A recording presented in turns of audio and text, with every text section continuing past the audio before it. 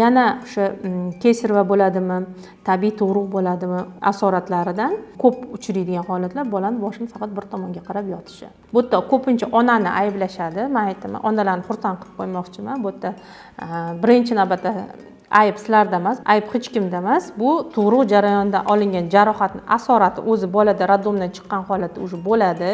Bu holatga sizlar faqat bir tomonga qarab emizasizlar, ikkinchi tomonga qarab emizaman deganinglarda bola bosh tortadi, emomaydi, yaxshi emomaydi yoki bo'lmasa injiqlarni boshini orqaga tashlaydi.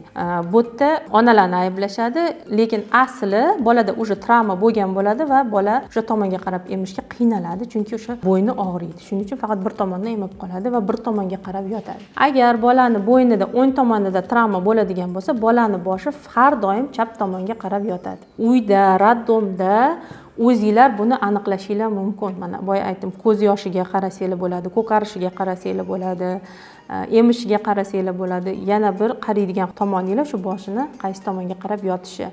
Agar o'ng tomonda travma bo'ladigan bo'lsa, boshini chap tomonga qaratib yotadi va boshini chap qismi deformatsiya bo'ladi. Deformatsiya bo'ladi deganda o'sha tepa suyagi bilan ensa suyagi kirib ketadi ichga, pachoq bo'ladi bir tomonida. Shunday kesib o'rganga o'xshab pachoq bo'lib qoladi.